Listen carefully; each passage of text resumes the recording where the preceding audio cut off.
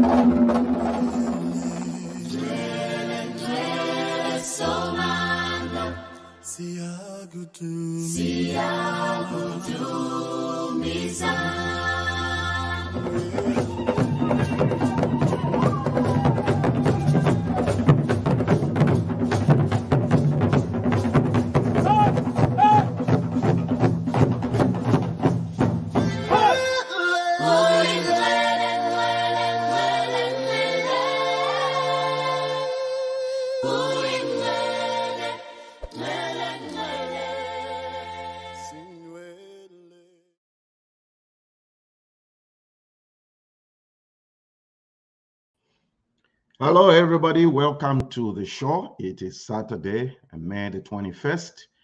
We do want to thank you for joining us from wherever you are watching. Welcome to Zambia Blog Talk Radio TV ZBTR. You can join us on Facebook, or please like our YouTube link, subscribe to it, ZBTR TV, and you'll be able to get notifications whenever we do go live. I often get that questions from a lot of people and say, oh, share the link with us, share the link when you're about to go live. The best way to do it is for you to subscribe to our YouTube channel so that when we go live, we shall be able to get notification on your electronic device, whatever you use, laptop, the tablet, or on your phone. Well, today we have an exciting, in-depth discussion. We'll be talking to one of Zambia's prominent sons and leaders in our community. He has served this country in many capacities, and we're going to be discussing a lot of issues. And before I do that, let me first of all recognize my team members here before we get into the discussion. Mr. K, good afternoon. How is Lusaka today? Good morning, Uncle Nathan. Lusaka is good, and the weather is on point. All right, excellent. And looking forward to the discussion as we get into this. Canada, good morning, my friend. How are you? Canada is nice and warm. No rain this long weekend, so we are good. We are doing well. Excellent, excellent. All right, so let's welcome our guest and dive quickly into the discussion and see if we can unbundle what we need to discuss within the 1 hour as we welcome Ambassador Emmanuel Mwamba. He has served in many capacities in the government, permanent secretaries, I believe, at different levels and departments, ambassador to the Republic of South Africa, and most recently, before his tenure came to an end, he served as ambassador to Ethiopia and permanent representative to the African Union. Ambassador Emmanuel Mwamba, good afternoon to you and welcome. Thank you, Tim, and good afternoon, and God bless you. Thank you, thank you. Let's get right into it. Trust the family is doing okay. Everybody is fine. And yes, sorry, we're a bit late. I was attending a funeral of the famous writer of Mariongo. If you've read those former ZNS stories, yes, Mr. Alec Musonda. I just had to rush and abandon the final funeral procession to come to attend to your program. Oh, condolences. But I attended to most of the time, yeah, so okay. It is okay. Yeah, that is excellent. All right. Your party, the Patriotic Front, I believe, is it, what do you call it? A few months ago, I believe the top leadership, you had a meeting where you did the post-mortem of the election results, how the party is going to be rebranded. Can you please share with us the view? Thank you very much. Since loss of elections in August 2021, it was a shock loss to the Patriotic Front. Remember, they've done a lot. They've I think, embarked on one of the biggest infrastructure projects this country has seen since the period of Dr. Kaunda. And they had a good candidate in Edgar Lungu, and they thought everything was smooth sailing. So there was this huge shock defeat. And so the party had to begin a reorganization. The first thing it did was to do a post-mortem report. And I think there was recommendations that some members of the top leadership should vacate office as one of the way of rebranding the party.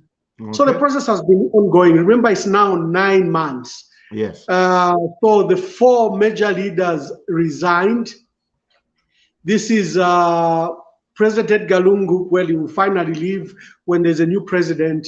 The national chairperson of the party, Mr. Samuel Ngongamkupa, the Secretary General, Honorable Davis Muila, and the Vice President, Honorable Inonge Wina. So they vacated the office, and new appointments were made in Davis Chama's new chair, and a few like the acting vice president, the vice president who's the acting president, given Luwinda, and a new acting secretary general in Nixon Chilangwa. And they've embarked on rebuilding and reprocessing the party. They are supposed to prepare the party to go to a general conference in which a president can be elected, because in the Patriotic Front, only the president can only be filled in by the general conference. So that is a process that is underway. Excellent. Okay, that's interesting information. So from what you have said, one of my questions I was going to ask, which we might as well deal with right now, is, so when you go to the convention, former Republican President Edgar Lungu is not going to stand for the presidency. We shouldn't expect. No, not at all. Not at all. He has announced that he's in retirement. That is why there's even an acting vice president in Given Luwinda. He has made it very clear that I think he's transitioning to becoming a statesman, and he doesn't want to be drawn in partisan politics. He'll probably just engage himself in national affairs. Excellent, because you are aware that there was a rumor that he was going to stand in 2026. That rumor was going around that Mr. Lungu was going to come back, and so obviously during that meeting, which you have alluded to, and you have well tabulated the things that we discussed, what do you think? What did you come up with? What led to the loss of the election by a whooping 1 million, Vamwamba? Several factors. Number one, the hooliganism and political violence, I think, was blamed on the Patriotic Front because it had instruments of power to stop the political violence, thuggerism, and cadreism. I think our people do not like political violence. They've rejected it from 1963. If you track the history of this country, 1963, the skirmishes and political violence that was occurring between UNIP and the ANC. The worst political violence the country witnessed was in 1968 between the ANC and UNIP. This was one of the reasons that Dr. Kaunda decided to go multi-party to go one-party state by the next election period, which was earmarked for 1973. It was as a result of political violence. And you remember one of the reasons UNIP was kicked out is again political violence. Remember, there were those vigilantes and by air manning markets and bus stops and ensuring that if you didn't have a UNIP card, you would not enter the market. So they will lift you by air if they thought you were rebellious in any way. So we don't seem to learn from this, and this matter particularly haunted the Patriotic Front, especially in urban areas like Lusaka and Copperbelt. There are other factors. Picking of unpopular candidates. in parliamentary seats. Those cost us some seats and presidential vote. The state of the economy, the young people want jobs. They want jobs now, and they want jobs like yesterday. So the young people will not listen that you've built roads, you've built bridges, you've built international airports. It doesn't concern the young people. A young man wants empowerment for his entrepreneurial issues, and he wants a job if it is available. So there were many factors, but those were the major factors that cost the PF an election. Okay, excellent. The party is getting ready to go for the extraordinary convention next month, right? Is that right? Is it next month? Yes, yes. So the party has earmarked June as a month that we should go for general conference to elect a new president. They are going on with the preparations, but we are yet to determine the extent of their preparedness. Yeah, has the date been set? And number two, no, not at all. Will all the positions be subject to election? Yeah, you have to do an audit of members. You have to do an audit of leaders and party structures. You have to ensure these party structures exist before you can know who will constitute the electoral college. So that hasn't been done yet. They are in the process of doing it. And then the big one, if you're hosting up to 5,000 people, you better have the millions required to host such a huge number of people. Yes, because there's word going around that the party is facing, what do you call it? Does not have finances to do this. Can you speak to that? Yeah, just 1 minute, my brother. Okay, all right. Okay, we shall give you that minute. Everybody watching us, we are talking to Ambassador Emmanuel Mwamba. Is a member of the Patriotic Front, and he is discussing. We're talking about the party, the way forward. Yes. So, is it true that the party is going through does not have the money to host this convention? Oh yes, you know the state of our political parties in this country. First, there is no mechanism to fund political parties from the treasury. In many democracies, party conferences and secretariats are funded by the state. Zambia hasn't formulated a law to do that.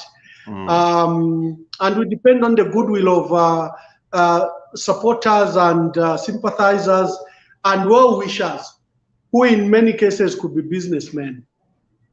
And the challenge for the opposition is who will fund you that you're in opposition, because it's always interpreted by the ruling party that whichever businessman is funding you is fighting them.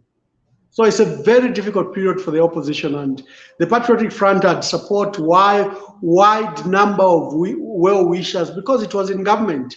Yes. And those looking for favors, contracts, and goods to provide goods and services to government could easily donate to the party. But when you are in opposition, unfortunately, you are denied that opportunity.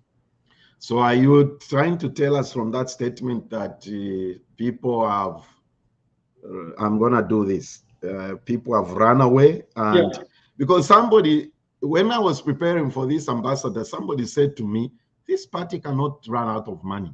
I mean, these guys have got the money. All they can do is the Valungu, Valusambo, all these people, they can just donate and they raise their finances. Yeah, because you're believing on the mantra, on the fight against corruption, that all of us are a set of looters and we have sacks and millions in our own homes.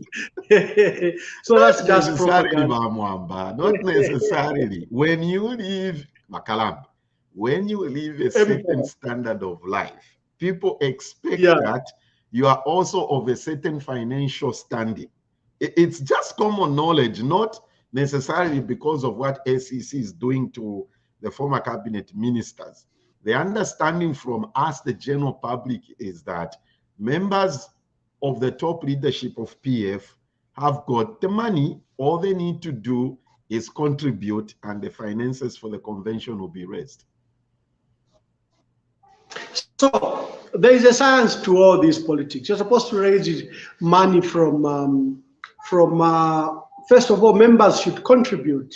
Although that sadly is not the case in Zambia, because members in fact want money from leaders instead of contributing to the welfare of the party. Remember, in the past, members would buy a card, and at card renewal they would make contributions. That may not be so anymore. It would be foolish to use your own money, savings, money for the family to use in politics. Other leaders who thought that they could bankroll these political parties tried. You may remember the former Bank of Zambia governor, Mr. Nkoma. He was president of UNIP for a period of 1 year, and that 1 year, he became bankrupt. This was a very wealthy man with a large number of asset portfolios everywhere. All of a sudden, he couldn't pay loans he was obtaining from the bank. You remember B.Y. Mwila, one of the few industrialists that Zambia has ever produced. He formed a political party, and he thought that he could run the political party from the largesse of his financing. And we all know what happened. It literally, politics can bankrupt you. I bet you, even a rich man in President Hakainde Hichilema, a very wealthy man, doesn't use his own money to run the political party. He has to rely on these donations and on support from local and international supporters. Do you realize that you just cleared the myth that has existed for years, that the HH funded this party? No, these are some of the, my brother, these are some of the things we're trying to bring to the table in the conduct of our politics. That because there's a belief that to be in politics, you have to have money. Then you will never have good leaders in the first place, if that is the approach. Two, to assume that only people with money will run political parties, then those political parties will never be democratic. They will never be run by ideology. They'll be run on the depth of the sponsor, how deep his pocket is. We need to begin to institutionalize our democracy. And for me, what I bring to the table are those ideas. Okay. That colleagues, a political party must be run by the support of its members and well-wishers, so that you do not have the tendencies to engage in corruption. Because if they sponsor you in the manner that we do our politics, that's why they expect that fertilizer contract the very day you become president.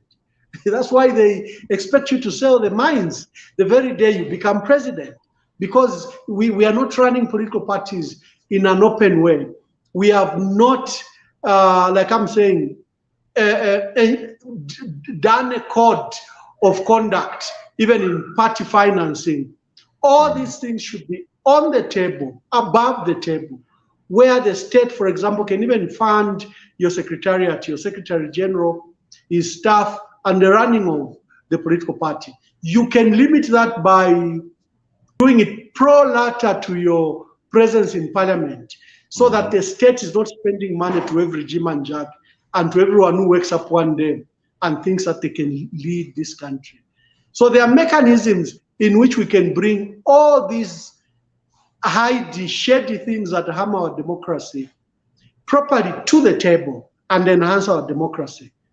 Our people think that they've elected the president. They may not know the persons who've given him money and are pulling the strings. So for me, I call for political party funding to come from the state, especially for key events, such as the running of the secretariat or a general conference, because a general conference comes once in 5 years. The state can afford that. Okay. So from what you are telling us, it's very clear from what you're saying, Ambassador, and I appreciate your transparency and honesty. Zambian political parties, when they are in power, are basically dependent on the national treasury for their operations. It's not just, we're not just talking about PF. UNIP, I believe, did the same thing. MMD did the same thing. That's basically the situation. Is that right? Yes, yes. And we need to do something different. We have to reform this country. We have to modernize it. We have to make our country at par with rising democracies. We are a wealthy country, and soon, depending on how we handle our natural resources and the giftings and skills of our people, we will be a very wealthy country, both in terms of natural assets and our people. So we need to fast track the growth in our democracy, democratize our institutions, build the autonomy, strengthen oversight institutions so that those leakages at the Treasury are kept at bay, and allow for prosperity to reign in the country. But it has to do with a lot of things. Our democracy has to grow, the rule of law has to be established, the abuse of state institutions by the president or any other must come to an end, and our people must have the belief that our rulers are concerned about us, not about themselves and their pockets.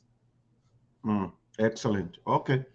Let me move to my next question before I bring in my colleagues here. You are opposed to the U.S. government setting up Africa Command, called AFRICOM, or a security office at the U.S. Embassy in Lusaka. Let me quote something that you said here and begin quote, Zambia promotes a non-aligned policy and is encouraged to seek economic, social, and military cooperation with all powers, USA, Russia, China, and others, end of quote. My question to you, Ambassador, is could you please help us understand what the setting up of AFRICOM really entails? What does that really mean or looks like? Because you see, this is what happens. Our political leaders, you talk about these things, and it's just passing on top of people's heads. So I want an ordinary citizen to understand what this entails. Okay, so I have been privileged to have served as ambassador in South Africa and recently at the African Union. I am an expert in peace and security issues. I've studied peace and security studies at a master's level. But it's my awakening while I was in South Africa and at the African Union that I understand most of these international matters. The United States has 11 commands. You have the famous Pentagon of those major 5 departments of defense, whether it's Navy, whether it's the Air Force. So they have then 11 military commands.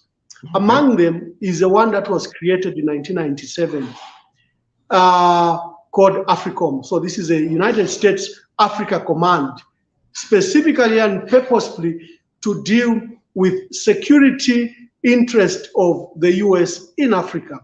There were many issues that was rising. Remember the fall of Mogadishu and the tragedy that affected the American soldiers, the rise of terror. The rise of terrorism in East Africa, and then the instability in the Sahel region and places like Nigeria. This is what prompted the US to look, especially after terrorism, the famous 9/11. They set up this command. So this was 1997, just a brief background. George Bush then, who was president, set up the PEPFAR Fund. We all know the PEPFAR Fund for HIV and AIDS. Yes. He set up the Millennium Challenge for infrastructure development. They've done some drainage in Lusaka under the Millennium Challenge account.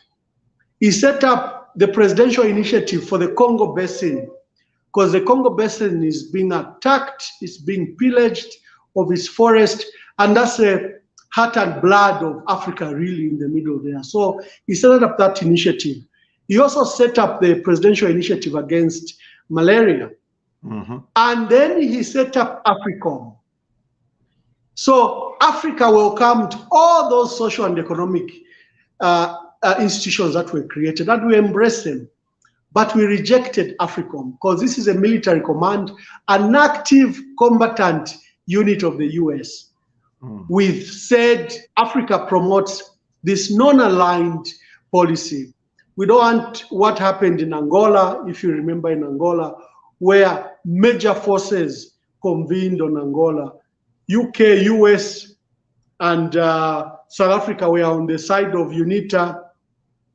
Cuba, Russia, and China were on the side of MPLA. And that war decimated Angola. It was in 1988, but we still can't recover from that war. And many places like the Congo, up to now, the Congo bleeds with low latent civil conflict because of the involvement of these superpowers. The way Patrice Lumumba was killed 60 years ago, again comes down to superpowers trying to control our countries, our states, and our natural resources. So Africa has been promoting for the last 50 years a non-aligned position. We encourage all member states to have a relationship with the US, with Russia, with France, with China. And already they have diplomatic missions. And we have the Office of the Defense Attaché, in which these military-to-military cooperations are done. Currently, the US embassy in Zambia, the US government, supports Zambia up to the tune of $8 million for peacekeeping training and peacekeeping missions, either at the African Union or at the United Nations, whether it's in Sudan, Somalia, Mali, Liberia, wherever we go, but they give us those monies. So we are not against military-to-military cooperation with the Americans. No, we're not. We already have one far advanced. So where is our concern? Our concern is that AFRICOM, that wishes to open this Security Office of Cooperation, is an active combatant unit. It's like inviting foreign forces into your country. And AFRICOM has been trying from 1997, because they were looking at Mbala International Airport for them to set up a base, military base there, where we have a Samora Machel base there, that they could join it. And then, I think they were looking at the Great Lakes region. President Manawasa rejected. They came back with Rupiah Banda. Rupiah Banda rejected. They came back to President Michael Sata. Michael Sata rejected. The predecessor to President Hakainde Hichilema rejected. They always want this. When they faced these resistance in Africa, that time, Thabo Mbeki led the onslaught against AFRICOM to say the trouble is that Russia would like to set up similar bases or security offices in Africa. China would do the same. France. We will expose Africa to the differences of these superpowers, and we do not want Africa to be the playground. So if I may interrupt you, so what the contents of the Memorandum of Understanding is basically or purely a rejection of setting up AFRICOM in Africa? Is that what it is? Or there are more things, there's more content in that MOU? So then what happens is, when we rejected from the African Union and member states, rejected the establishment of bases, the United States realized at diplomatic level they were reaching brick walls. So they began to throw this mantra that we are only opening a security office of cooperation to cooperate with your military infrastructure. So our alarm and fear is that where they've opened these so-called security offices of cooperation in Botswana and Ghana, when you look at the Memorandum of Understanding, well, they are fully-fledged bases with access to international airports, deployment of military personnel and military hardware. In Zambia, when you say Security Office of Cooperation, people are imagining a man sitting behind the desk like you and me are sitting and just writing, you see. And our alarm arises from what has happened in Botswana and Ghana and 27 other places where these security offices have been opened. Because the Americans knew that Africa has rejected military bases. So they redefined the nomenclature. And that is why we are challenging the President Hakainde Hichilema, to publish that MOU, because he is telling us that it's innocent. It's just mere military cooperation. And he keeps on saying the office will be based at the embassy. So what are we worried about? And our call is that, Mr. President, then publish the MOU. Before we take a break and I allow my colleagues to come in, Ambassador Mwamba, shouldn't President Hichilema be given the leeway to pursue his own or his party foreign policy? Every government, every president has got a direction that they take. Others choose to go to China, others go to Russia. I don't know, HH has chosen to go to the EU or to the what. Isn't this just pure politicking of the issue? I mean, my question or point is, shouldn't he be left to pursue his own foreign policy? No, he's not allowed to threaten our national sovereignty, even if he's president. He's not allowed to endanger national and regional security. He's not allowed to compromise the sovereignty standing of this country. He's not allowed to engage in policies that might threaten the very threads of our standing as Zambia. It is imperative that when he's engaging in such a far-reaching policy, that he consults, and he consults widely. That is why I'd urge the president that, Mr. President, in the event that you haven't signed this MOU, please consult widely with your technocrats, because you have technocrats at Ministry of Defense, you have technocrats at Intelligence, you have technocrats at Ministry of Foreign Affairs. Let them brief you of the dangers we are saying. We do not like to discuss security and military matters in the press. It doesn't give dignity to the men in uniform, because the country is spawned. You see what I mean? It's unfair that we should be discussing this very sensitive matter in public. So we urge the president that he shouldn't sign that MOU. He should consult widely, and then he should come to us in the political, arena, and also consult widely. We understand what it is that he wishes to establish. He keeps on giving an example to Cabo Delgado in northern Mozambique. Remember, they recently discovered a gas worth over $60 billion.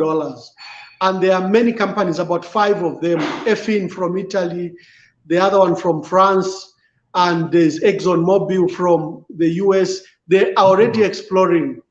And out of nowhere, a military insurgents arose. There is some history there. That's an Islamic community in a Christian state.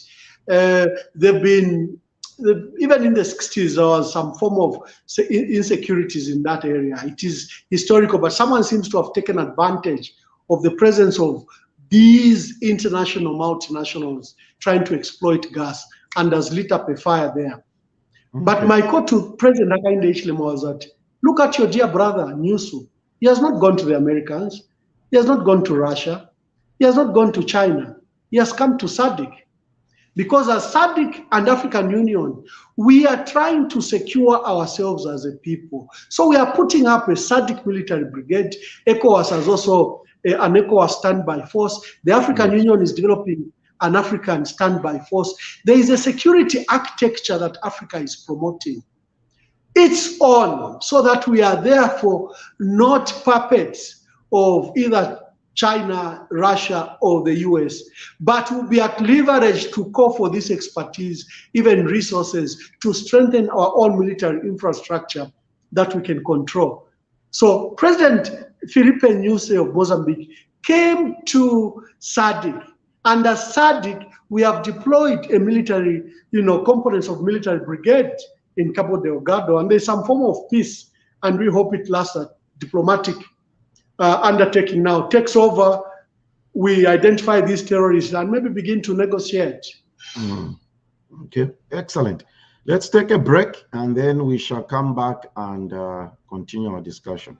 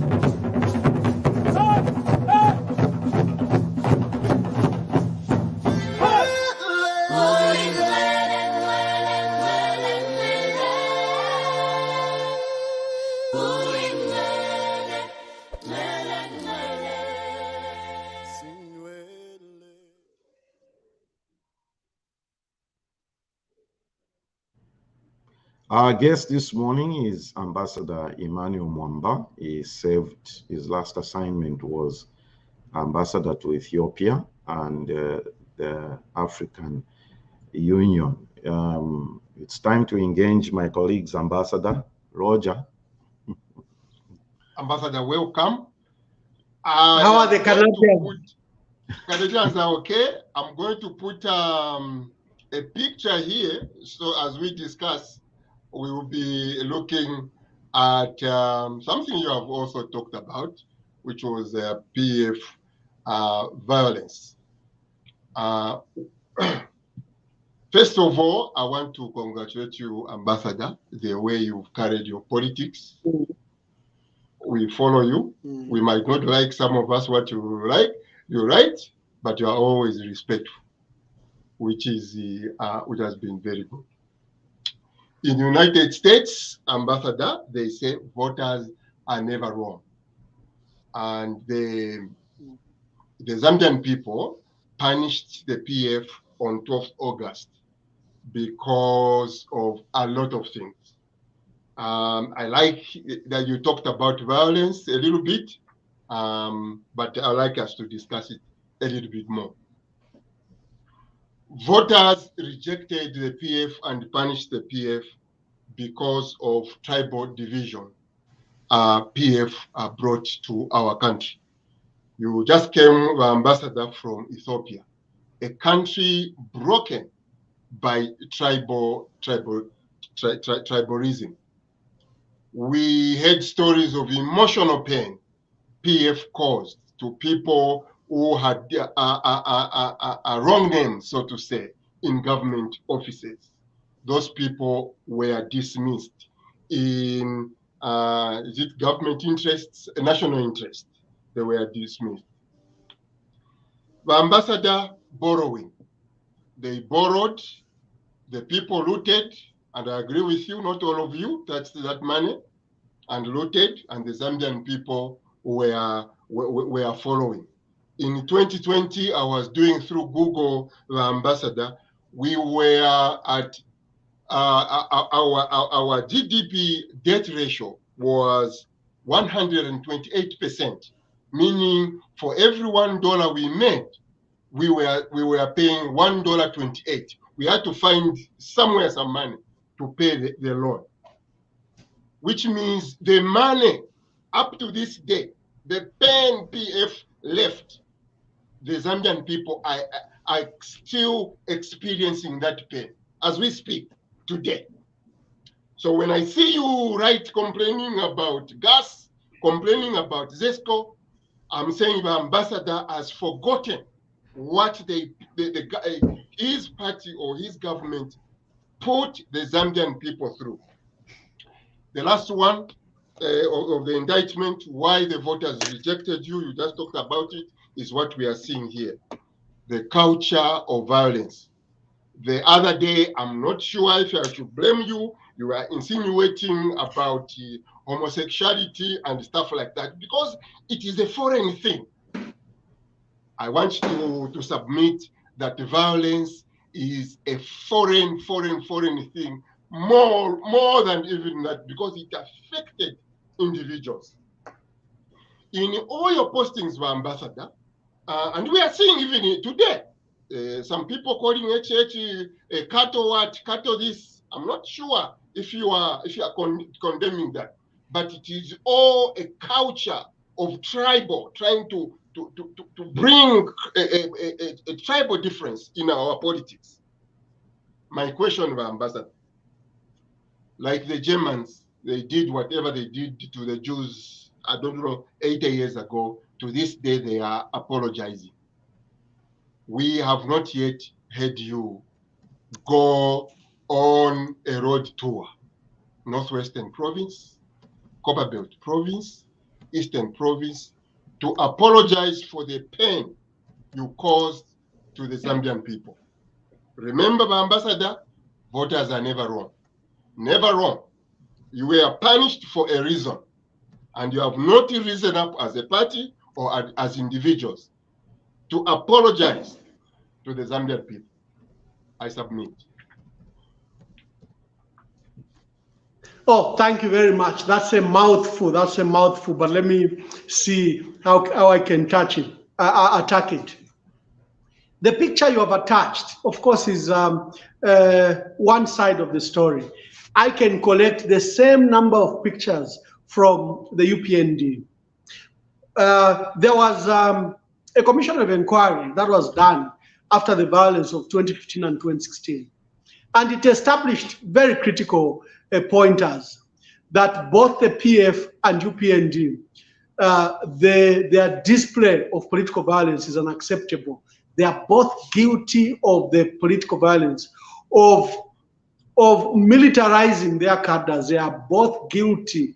If they were called commandos on this side, I'm told there is another name for them in the UPND. So the behavior is the same.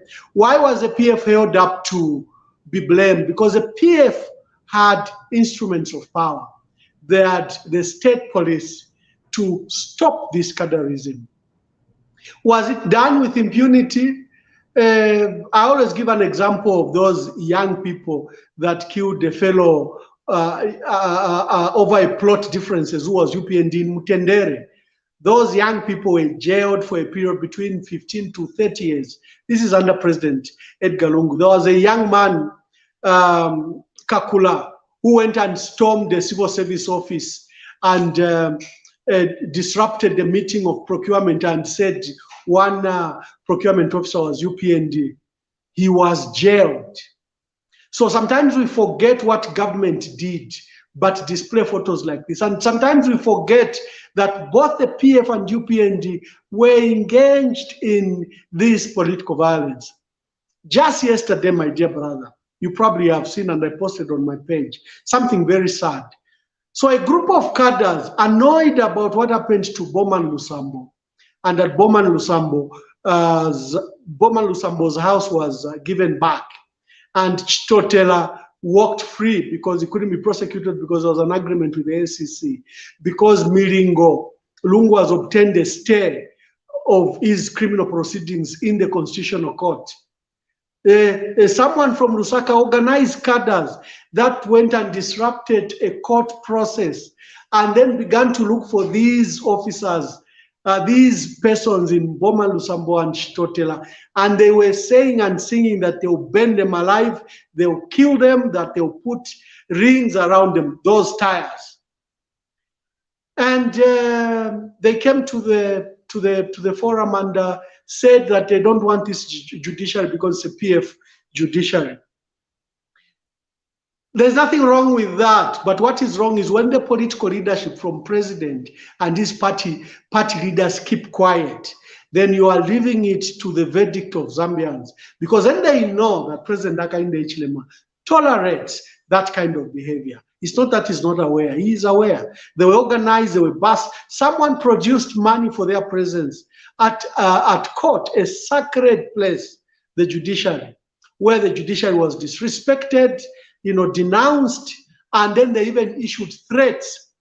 I have not seen the police call any of those cadres that were on camera demanding to kill Bowman Lusambo and Chitotela. The lawlessness continues, my brother. Cadreism remains wrong under the PF and under the UPND. The UPND will be held responsible like the PF was held, because now they have the instrument of power. They have these people running around with lawlessness, and, threatening lives of people because you have lost a court case. How many court cases did the PF lose? How many knowledge were entered by the DPP in favor of President Hakainde Hichilema? He himself says he had 15 cases, was arrested 15 cases. How many of those cases was he acquitted? Many of them ended up at police discretion, professionally so, or the DPP entering Nole. So could we say that the judiciary was UPND? It's totally unfair to engage ourselves in such a debate. Tribalism, I've always said that there is no tribalism in Zambia because we are intermarried. We have relatives and friends, and you cannot judge someone by the name of their surname. You just have no idea who their mother or father were. And it's folly for anyone to engage in tribalism or tribal politics. It's politicians that have brought the sense of tribe to the politics. Look at UPND. UPND is strong in Southern Province. Look at PF, it's strong in Northern and Luapula Province. It's a politics that are promoting regionalism and tribalism. I personally call for the detribalization of our politics. Because, for example, I am married to a wife who's Lozi, and what do I call my children who are Muitas and Nawas? What do I call them? So tribalism is a cancer we need to cure, just like political violence. You are talking about the state of the economy and that the PF overborrowed. This is an intellectual discussion. We can go to the numbers. We owe $12.9 billion in foreign debt. We owe about $10 billion in local debt. And then the associated debt I think, to state-owned enterprises of about $6 billion that the Zambian government guaranteed. The total comes to 31. But you and I, since we are at an intellectual level, when you are applying those economic indices, you use a foreign debt denomination. So Zambia's debt is $12.9 billion. It's not 31 billion in foreign terms. Because to arrive at your foreign debt in relation to your GDP, look at all the indices. Search all the indices. They never include the local debt. You'll be aware of that. They never include the private sector debt. But we love to make our case very bad, where we say we owe 1.6% of our own GDP. No, we don't. And these are the standards of IMF and World Bank. They use your foreign debt. I'm aware, like I'm saying, I am aware personally that the public debt is as large as that. But when you are looking at South Africa, you're looking at Kenya, you're looking at China, you're looking at France, they use the foreign debt. They don't use the public debt to arrive at your debt to GDP ratio. That civil servants were fired under Edgar Lungu's government because they were perceived to be UPND, they were retired in national interest. My sadness is that this has been repeated again and again. Here you have a CEO at ZESCO, a very young, educated young man, and he flashes engineers that have worked at ZESCO for 20, 30 years. And he flashes them, he alleges that they are Patriotic Front. There's a Patriotic Front trained engineers. And he fires up to 40 of these engineers that worked, most of them under Chiluba, under Mwanawasa, under Michael Sat, and under Edgar Lungu. But because we want to establish these facts that a set of people were mistreated, and therefore we begin to flush everyone out. As you saw yesterday by the demonstration of UPND cadres. Now they are calling the judiciary as PF, that the judiciary is PF. Is that fair? If institutions were PF, as you are alleging, and because of this purge that is going on, where you are firing across the board, could those institutions have delivered the vote for Hakainde Hichilema? Could they have given the precedence to Hakainde Hichilema? Sometimes we insult our institutions. All the members of the Electoral Commission Board, all the commissioners were appointed by Edgar Lungu, all of them. Some very close, associates to President Lungu. But see what they did. They did a professional job and handed over to the winner. They didn't look at personal preferences. Sometimes we insult Zambians. We think that Zambians, when they are seated in those offices, they are seated as PF cadres. No, they are not. In fact, you'll be shocked how many permanent secretaries turned down inappropriate issues. Some were fired, some remained steadfast. Because as professionals who discuss, they want me to do this. It's against the law, and I can't do it. If they want, let them fire me. Of course, there'll be some corrupt people here and there. All I am saying, my brother, is that these institutions, which are being insulted every day, are extremely professional. They're extremely, almost independent. People do not understand. Because what is at stake is just not my life. It's my life beyond the PF. And civil servants know that governments do change. And things that they did 10 years ago can haunt them. So I wish that for us that are educated, that our debate will be more informed, and we will stop these attacks and broad generalization. Like President Ichilema found a rotten system that he's trying to correct. Like I said, if the system was rotten, it would not deliver a presidency to an opposition leader. Hey, just a quick follow-up. Does that mean you don't owe an apology to the Zambian people? On the apology, no. On the apology, President Edgar Lungu on 28th October last year, at the commemoration of the anniversary of President Michael Sata's demise, he apologized to the people of Zambia that in the exercise of my duties, there are commissions and omissions I could have committed, and I appeal to your forgiveness as people of Zambia. I personally have come on the forum that, look, although I was away for the last 7 years, if I'm trying to lead the Patriotic Front, I need to apologize for some of its vices and some of its mistakes and some of the injurious things it could have done to our own people. Remember, if you've lost an election, they are punishing you. There's something wrong you've done. That's why there is a collective decision, national decision, that you do not deserve power again. So for me, I have no qualms with apologizing, because I think that if a wrong was done, by extension by me or my colleagues, that we should apologize for it. Yeah. Well, my brother Kasura will come in here. Funny that you say you are married to a Lozi lady. Amuinelubema was telling you a lot of members in the Copper Belt we are married to Roses.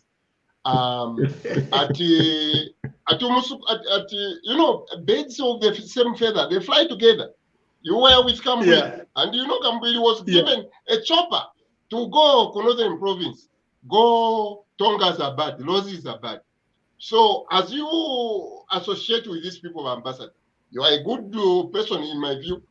As you complain on Facebook, bear in mind, we are still waiting for an apology. That one, if you are going to be number 8, the way you have put yourself, if you don't apologize, we will be on you and say the wrongs you did to this country will not easily be forgotten. Let's see the young man in Lusaka coming here with a... So let me answer that briefly. Do you know that the PF lost an election? Because sometimes we forget that. The PF lost an election. The PF was punished. You see that? So beyond an apology, I don't know how people want the PF to be punished. They were punished. I don't know if you understand. It is when we see Venarusambo, the way they are taunting us. When we hear even your comments on Facebook, when you go without regard to these people, what are they going through to let go gas rather than just empty? You are heartless, Marunda gas. You are heartless, Marunda Zesco. Forgetting what these people have come in. That's what the apology is. Again, like I said, Ambassador, voters are never wrong. Ambassador, before you respond, shouldn't your colleagues, to what my friend is saying here, shouldn't your colleagues show some remorse and have a repentant attitude and mindset? Yes. I mean, I'm glad that Lusambo today has apologized. I don't know if you've seen an apology, and he says he's taking a back seat. He has apologized to President Hakainde Hichilema. I don't know if you saw that. No, I haven't seen it. I don't understand what has informed his apology, whether it's a persecution whether he recognizes that President Hakainde Hichilema now holds instruments of power. You must have seen the Pungwa idiom. For me, that was very sad for various reasons. First of all, this is not a personal fight against corruption. This is a state fight and the people of Zambia's fight, and we have to do it professional. And if you lose a matter in court or you win a matter in court, it's not a place for celebrating victories or for bemoaning the loss. It's not a political contest, and that's why I always say this is not a fight against corruption. It has degenerated to something else. It's a political contest where people are now using the playground of the judiciary to mock one another, to achieve victories against one another, to destroy one another using the institution of the judiciary or the police. That is not the constitutional role of those offices. Those offices are sacred institutions, a place for justice. If I have wronged the people of Zambia should find justice at those places. They are not places to use to fight one another in the manner that President Hakainde Hichilema is driving this agenda against corruption. And what happened to his earlier remarks when he took office, when he said, I will not touch these matters, these are professional matters, will be driven by crime and evidence. Now they've become very personal. He's now a Pungwa. And fight against corruption.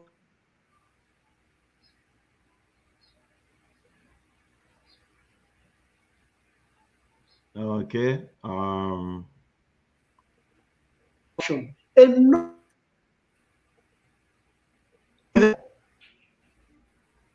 are we there?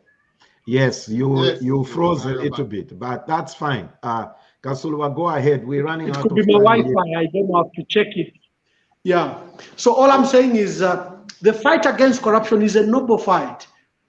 Our people don't want public resources stolen. They don't want our treasury pillaged. Our people want the conduct of public officials to respect these public resources that we superintend over. We are mere custodian of public resources. That is a basic thing. We agree. If anyone touches that, they have to pay. We have to recover.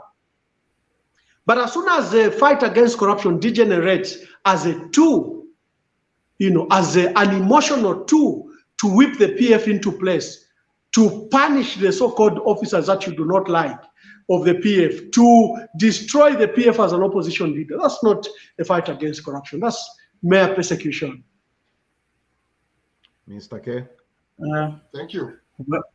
Well said, Ambassador Mwamba. I think I quickly have two questions in line with what Uncle Roger and Uncle Nathan have already pointed out. When I look at most posts by PF members as well as yourself, usually it points out to, let's say, the UPND, they also have cadres, or there's this and that, they are doing this, they are doing that. And you've also talked about the idiom, which the Pungwa idiom, like you have made mention. But then, shouldn't it be about the PF now, just talking about what they will do differently? Maybe looking at, okay, so previously we were booted out of power. So now this is what we are offering to you, the Zambian citizens. But then it's about the same thing that you're saying of it's about things being personal. We get to see this. I personally get to see the same. It's all about reactivity. Oh, they are also doing this. They are also doing that. Shouldn't it be about focusing on what the PF will do differently if you as the PF, you're looking at bouncing back into power? Just basically, in as much as, yes, here and there you talk about the things that are being done wrongly, but then shouldn't the primary focus be about, as the PF, we are going to do A, B, C, D, and reduce on, he said this, the UPND did that. Secondly, you have made mention to say, you have admitted to say there was cadreism in the PF during the reign of the PF, as well as opportunities for the young people which weren't given, and as a result, that could have led, or rather that led to the PF being booted out of power. So now, as the PF, as you are regrouping, what are some of the things that you have noticed that you're going to do differently? What opportunities that which you did not give to the young people are you going to now consider? Thank you very much.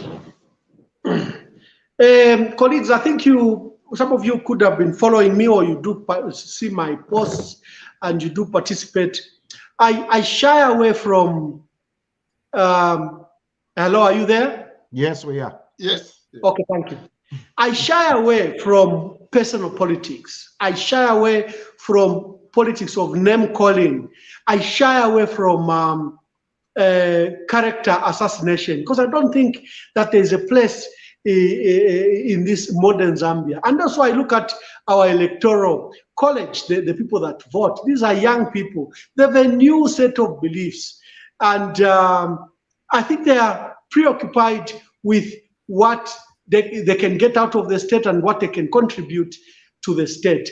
And if anyone wishes to learn how those kind of policies don't work, you just have to go back to what the PF did in 2021.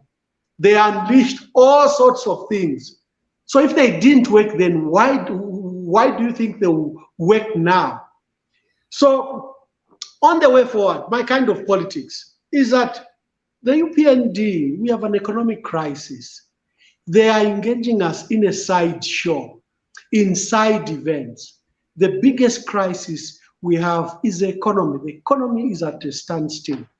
Like I said, if you owe your own people $10 billion, your own people $10 billion, if you have a foreign debt of $12.9 billion, if you have an economy that's on standstill, the kind of rates of unemployment that is existing, the very shrunk formal set of employment, and the number of graduates every day, up to 200,000-300,000 a year, that are coming out of colleges and universities and are looking for jobs. We have an economic crisis, colleagues. You have a depressed economy, reeling from COVID-19, and it was a negative, and it's beginning to grow. For me, that's where our debate should be. And from day one since I arrived in November, I said, Mr. President, you are taking us to the IMF. And Mr. President, you have this belief of foreign investment.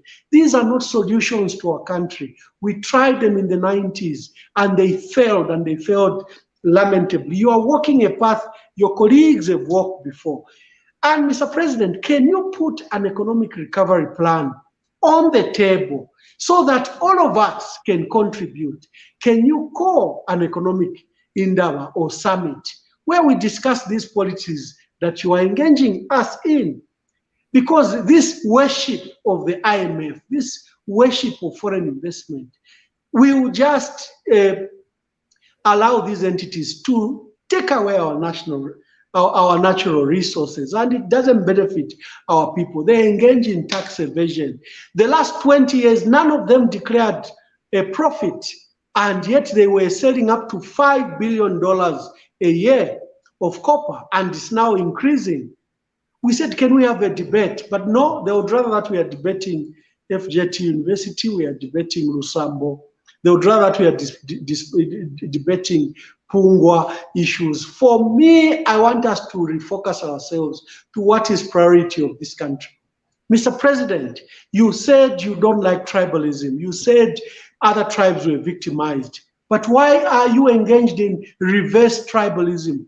Why are most of your appointments, again, heavily reliant on just a certain region of tribes? You are engaged in reverse tribalism. You cannot say in one breath that you're fighting tribalism, and on the other, you are engaging yourself in tribalism. You can't allow your officials to be, at ZICTA, at ZESCO, at all this, just to flash out people in the manner that they are flashing them out. I would rather, colleagues, that this should be where our debate should be.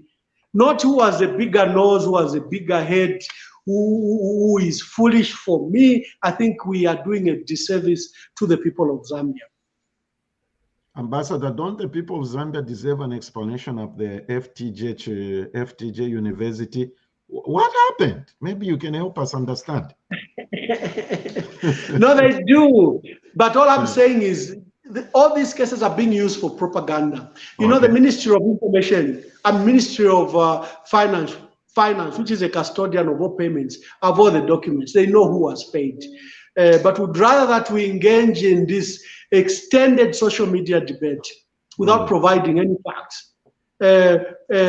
If I ask you who was paid, you don't know who was paid. Yet the Ministry of Finance have the details. So we are using the fight against corruption to enrage Zambians. And the target, of course, is a PF to show them that these guys were criminal enterprise. They were just looting and plundering and pillaging. Even cases you can show who stole. You know, I met one of the young persons at Tekawash the other day, and was telling me, Ambassador Mwamba, me, I voted against Edgar Lungu because of the 49 houses, because I believe they belonged to Tasila. So I'm sad to hear that there are two people who are just different from Tasila, are the ones that are appearing in court. You know, there was a case of the 300 million where the SEC held a press conference and said a particular councillor bought a bank for 300 million, and you should have seen the enrage from Zambian people. The Zambian people were outraged. 2 months later, the SEC says, no, we're totally mistaken. No such an event occurred. All I'm saying is, when you begin to use the fight against corruption for propaganda, those are just cheap gains. Zambians walked through this process when they were persecuting Chiluba. We saw his shoes and his suits displayed and we enjoyed it, but it took us nowhere. We spent 40 million pounds of taxpayers' money from UK and from Zambia to fight and recovered nothing. So we are in the same cycle where we have now even perfected the art, because we know how to excite Zambians. We know how to bring the outrage against Zambians. Just tell them that the $3 million has been stolen by this set of people. The Zambians will be annoyed with us, you know. And for me, who has so much experience, colleagues, I've worked with so many presidents, locally and internationally, and I can see a game for what it is. This is a game. We are not engaged in recovery of national resources. We are not engaged in punishing the perpetrators, because some of the biggest crimes actually have nothing to do with what you've heard. Well, you know, you can ask, what about these big things we heard about the presidential jet in the military? What about these huge millions of dollars we had? Why are they quiet about them? Why are they giving you token cases? What about those big millions of dollars you heard about it? So it has nothing to do with the fight against corruption. The fight against corruption, I don't know. Quiet, try to answer this question very quickly. I'll tell you this, Ambassador. My personal opinion is the fight against corruption is failing because the institutions entrusted with that responsibility are ill-equipped. That's my position. Dr. Mbewe says, can you answer this in 30 seconds or 1 minute? I want to read other comments. What should Zambia fight in the current situation? Unemployment or inflation? I think let's focus on economic growth. It will be awesome. The issue of inflation, these benchmarks, I've always criticized our colleagues that narrow focused on achieving economic indicators that look good, okay? They look good, but they've no translation whatsoever to our people. They don't change anything on the table of our people. And I've said, our economists, they all look like they were trained from one class. You know, they don't want to think outside the box. Here is ZESCO. It thinks that it should spend $107 million to buy wooden poles from Zimbabwe, when Zafico, your own local company, has capacity to provide you with those wooden poles. Here, we think that only a foreigner can come and run KCM and Mopani. And you've heard the president repeatedly chase for these investors. But what will these investors do? Like Vedanta did to KCM, it walks in there, it uses, it's the own profit of KCM of $90 million as operating capital. It doesn't even bring any money. Then it uses the assets of KCM and borrows $1.5 billion to try to develop Konkola deep mining. We don't have Zambians that can do that. I don't know why. That's why they're taken up. Not to cut you short, Ambassador. Those two issues you have mentioned, Zavico and KCM, the mining issues. As Obama used to say in politics, there is always a shining thing. This is why I get disappointed when you are complaining about Pungwa. There is a bigger issue of the mining. I give you credit for the Zavico thing. Yes. Now we see Zesco is ordering from Zavico. These are the issues which matter. Not this Pungwa thing. You are also, as long as it's shining, my poster, ambassador. Please, ambassador. Why to lady la? To the party Pungwa, boss. Okay, let's say now president, when the party Pungwa. My mama come. Any shining thing, my mama come. But hey, Copa ile, our people are suffering. Meanwhile, what is the debate for the day at Pungwa? So, you are controlling the narrative for Facebook. Once we follow you, we don't want. Think of what we did the show here. We did the show Trafigura of Switzerland.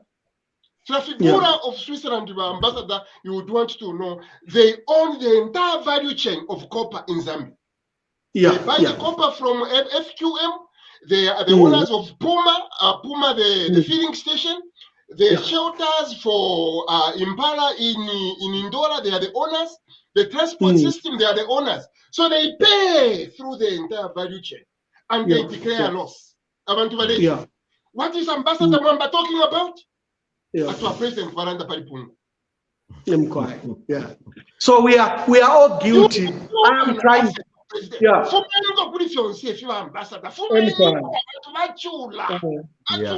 Let's talk about things that are affecting the livelihood, the lifestyle of the Zambian citizens. Okay, that's the most important thing.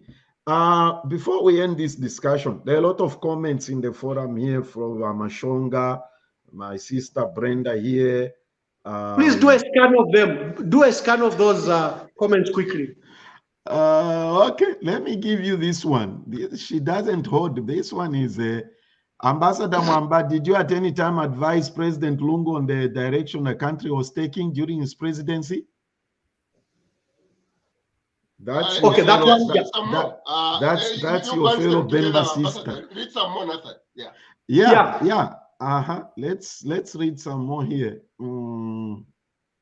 Okay. So they are. Let's look at. Vicky here says, Ambassador, you cannot compare the unfair fake cases lumped on President. While Nathan is looking for another one.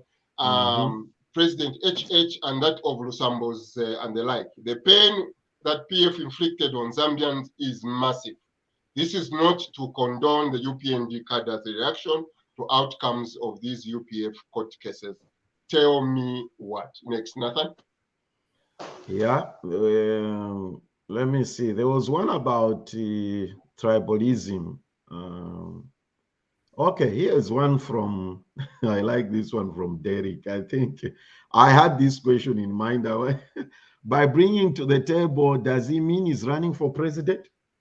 That's a good one. He is number 8. He has told us, Richard Mbewe again, the point is that when people like Lusambo and Chitotela are acquitted, they tend to mock the president or the Zambian people. That is a very good point. It is Pungwa because the mockery from PF is directed at him. Sister Nkuriwa Mashonga says, hello, keenly following. I'm Lala Kaonde, Viepi Mama Koko. Marriage to Lozi man. Tell me, you Ambassador Mwamba, we really suffered on tribalism.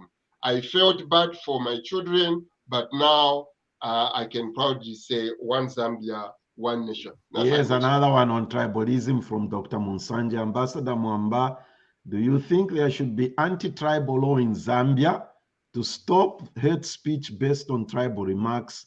You and I are above that. We had breakfast in Nisarova Hotel in December 2020. What did you talk about with Dr. Musanje?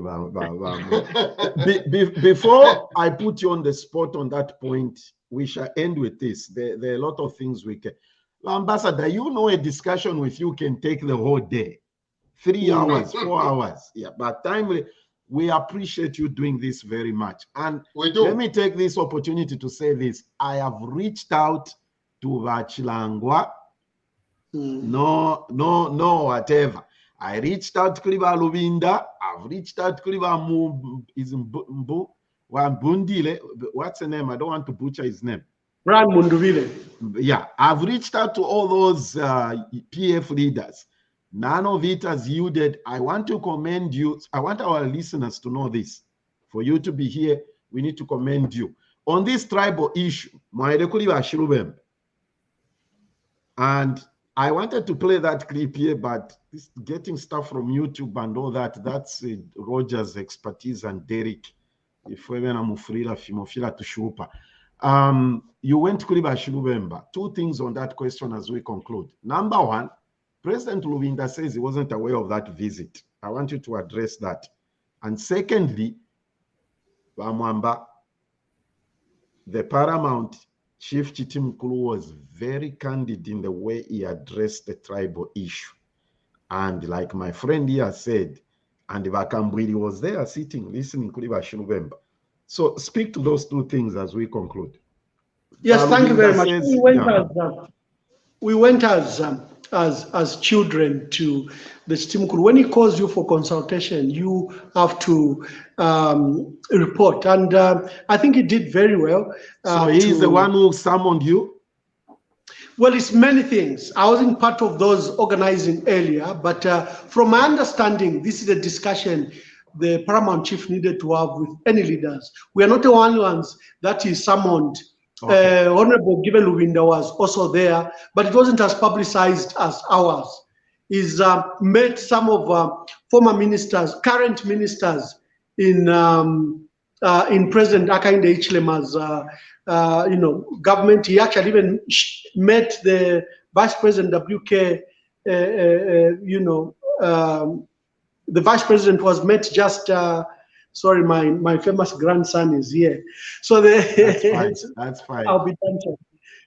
So he also met WK, Mtale Nalumango, a week or so before. So he's been meeting many. But of course, our meeting was highly publicized. So it appears that it is just us he met.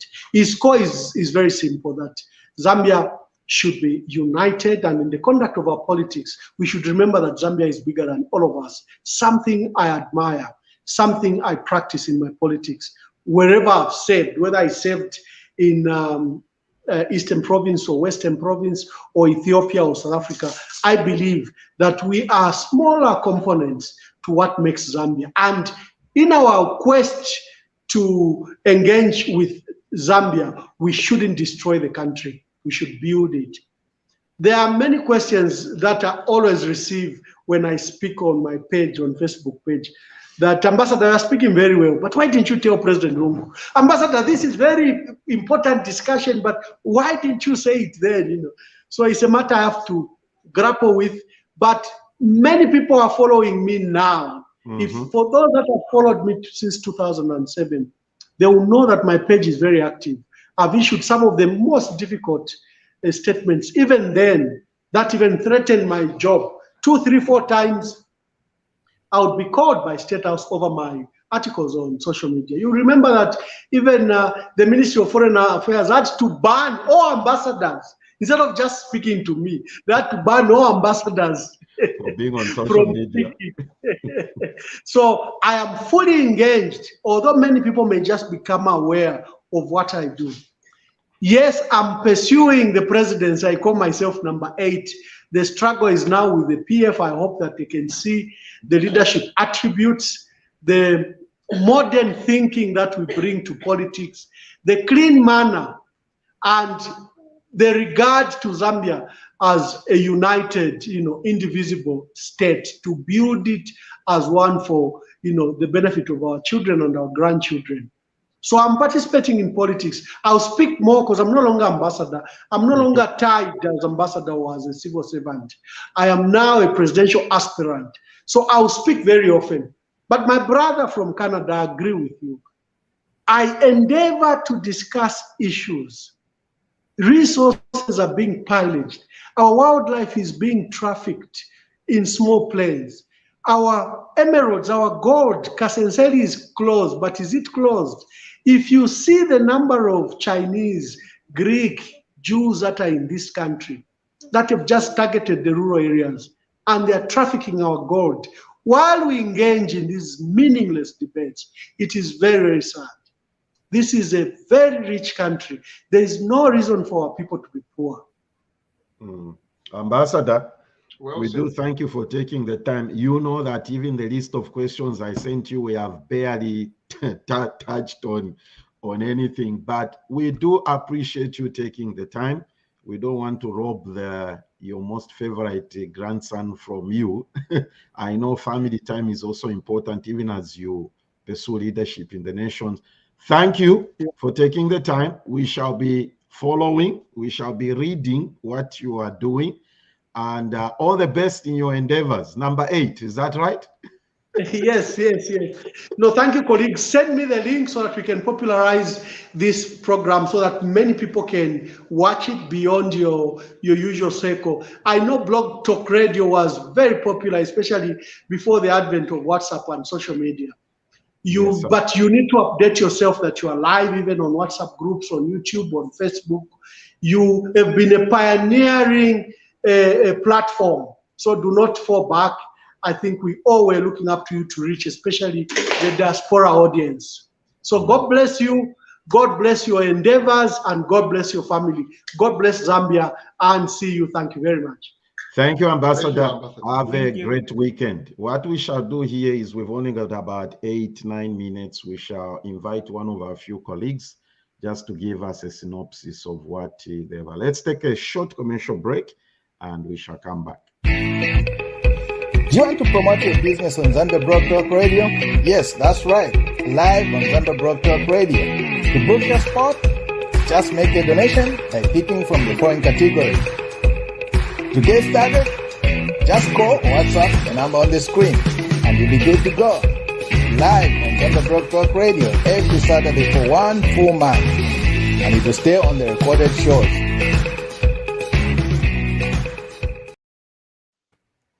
All right, we do appreciate Ambassador taking time to be with us, and everyone that has the comments, a lot of comments.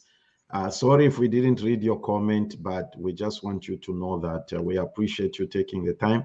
Like he has rightly said, we used to do this on the phone. Now we are here, and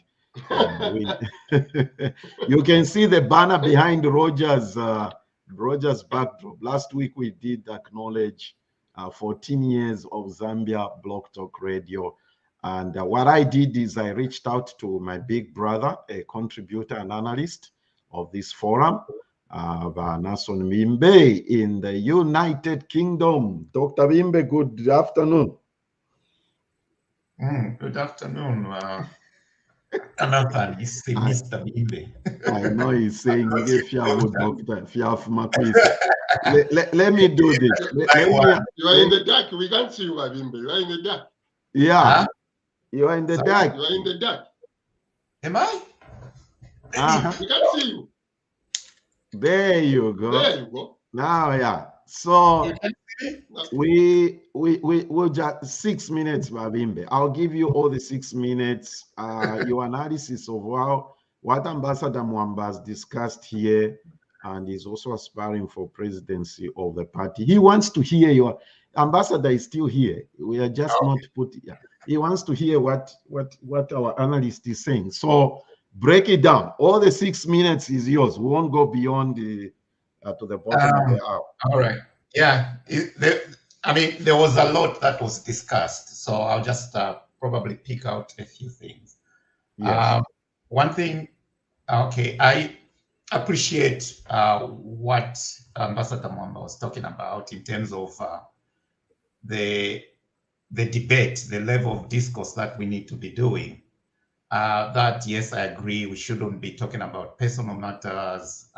We need to talk about what we need as a country. The other thing that I also probably agree with him, which I think needs to be discussed, is this funding of parties.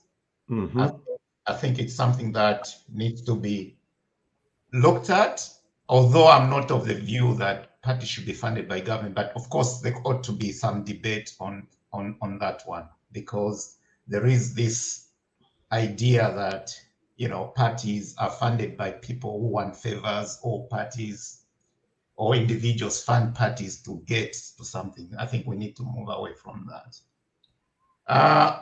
In terms of the AFRICOM office, Yes. I want to disagree a little bit with Ambassador there. I think the misconception is all about a base being created, which is not true. It's just an office. Of course, he has mentioned of what happened in Botswana or Ghana. I mean, that's debatable. The other thing is, you know, the whole idea of saying, yes, publish the MOU, we need to discuss these things.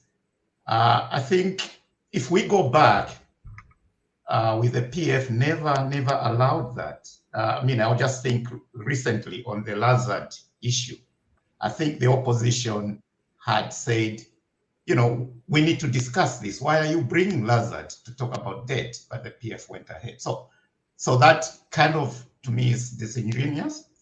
Then coming to the same thing, you talked about, you know, we are non-aligned, sovereignty, regional stability. All well, good. But if you look at Africa itself, Africa is, I mean, a lot of wars are on our African continent. UNISOM is directly funded by foreigners. So I don't see how Africa can claim that, you know, we are creating this defense architecture. Yes, we can create it, but it's funded by the same people that on the other side we say they shouldn't be on the African continent, which I find it very absurd. Look at Africa CDC, funded by foreigners again. Africa does not fund anything.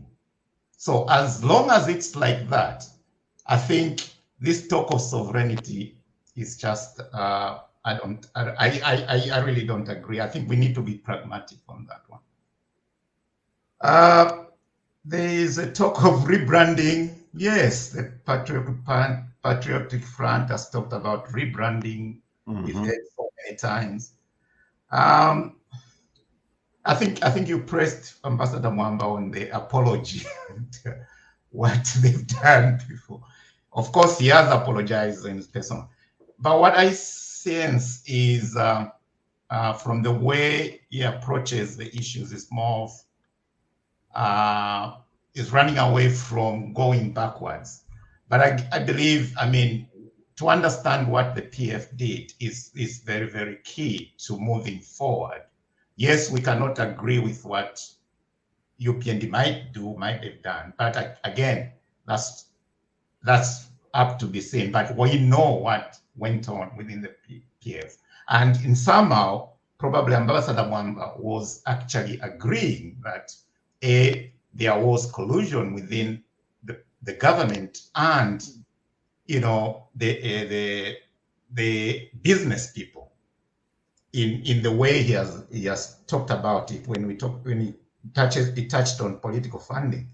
So that's the whole, you know, the Gupta issue in South Africa, state capture. And I believe there are those people that say in Zambia it was there, which could be true because Ambassador Mwamba has alluded to that.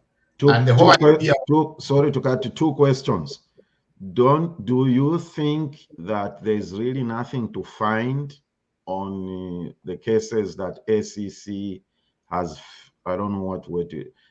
Do you think there's really nothing to find on Lusambo, Total and them, or it's just that SEC is not well equipped? What's your view on that? I wouldn't want to comment much on what is already in court, but Okay. reading from what I've read on the court documents, I think what is being peddled by the people concerned is not true. The cases are still on. It was a procedural error that we come to learn. So whether they'll find something or not, I mean, we have to let the court, the system work through it. I'm not saying he's guilty or he's not guilty. I just want to see what the evidence is. I mean, there is a lot of things that if one, I mean, I've heard this chips thing is you need to work hard. Everybody works hard. If you're running a business, everybody knows there is traceability of everything that you've done. Anything, any income that you earn, there's always traceability through, the banking system, what sort of business you've been doing, through your tax returns. Everything is there. So I believe if our colleagues who are being accused, if they're really genuine, I don't see why they can just go and say, well, you say I built this house with proceeds, of crime. Here is how I got my money. Here is, I mean, it's straightforward, isn't it? Rather than trying to fight everything on technicality and then bring in political persecution, which I don't believe is there. Okay. That's and that's a big point here. The last one you make, Bimbe. As they say in, I don't know if it's in politics, there is the court of law and the court of public opinion. Yeah. All these courts are very, very, very critical. So you can go in court with a very clever lawyer and come out, like Nathan said, people are not fools. You can come out on technicalities. People are not fools. Show some remorse that you apologize. No, if you feel but to apologize. But the way these guys, the way they've been carrying themselves, it's like now they're insulting the voters. Forget your church. It's like they're insulting the voters who said, wa corruption. Now they come out there and they are giving the middle finger to the voters. It is unacceptable. Yeah, I think it's just a mixing of the politics, and I would want to say, if we look at our number 5, is it number 5, our ECL? I would sense the reason why he's not trying to relinquish the political stuff. It's all to do with this persecution thing. It's much easier to claim persecution when you are still in politics than when you're not. So a lot of these people that are being questioned, they want to remain in politics because they can cry the persecution route. So that's the persecution card. Yeah. So if you are genuine, you got your money genuinely, why not just, here's the document. This is the business that I've been running. Here are the people that I've employed. This is how much I've paid in taxes, in income tax for the people. Here's the law. Everything should be, PACRA should have that information. It should be there. But what happens is a lot of these companies that were there that claim our politicians had were just fronts. They were, some of them, you become a buyer, you become a seller. Some, they were all trading, they were all middlemen. They never manufactured, there was no manufacturing anything. So there is that, we need to get down to that. So that's one thing. On the other thing I also appreciate about what Ambassador Mwamba said is the whole thing of relooking at our economy as well. I think that growing the economy is key. I totally agree with him on that one. And if the more you'll be talking about that, that would be great. We'll be able to follow that, but not just this picking of anything. So I would really want to hear more about if he becomes the leader, if he comes on what platform, what is he going to do? I know I've heard of his ideas of we shouldn't go to foreigners. I want to understand more about those kind of ideas. How do we locally fund the development? How do we, exploit our extractive industry in a way that it helps the local economy? On the employment, how do we create that? Because employment is also not just jobs; it's quality jobs. That's what it is. So that's true. It will be interesting to hear. I mean, we're still very far, so hopefully once they have their convention and the winners come out, then maybe we'll start getting to know their excellent. Kasuluba, you get the final word. You are the youth person here. What stood out to you in this discussion? If you can do it under 1 minute, 2 minutes. I think most of the things have been said, but I like how he agreed to the fact that the PF were booted out because of things like cadarism, lack of opportunities for the young people, and all that. And now, going forward, I would like to see the PF as well as Ambassador Mwamba himself talk more about developmental issues, what they're going to do, what they're going to offer to the Zambian citizenship if they are to bounce back, and also what opportunities, what platforms are they going to offer to young people that which were not offered the time that President Edgar Lungu was in power. Excellent. Okay. Next week, we're going to be dealing with issues to do with the diaspora.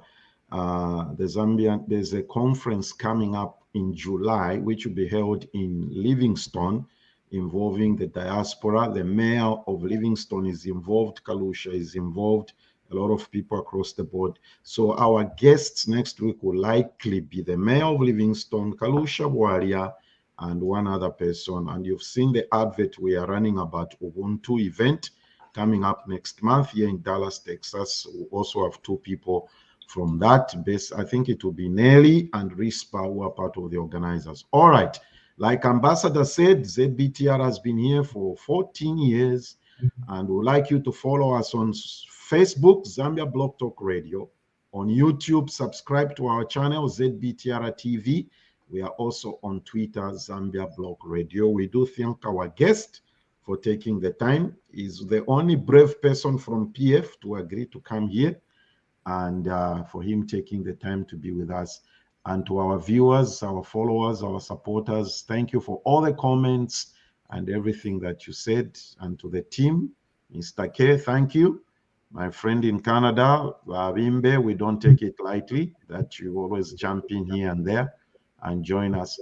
Join us next weekend again at the same time. Zambia Blog Talk Radio.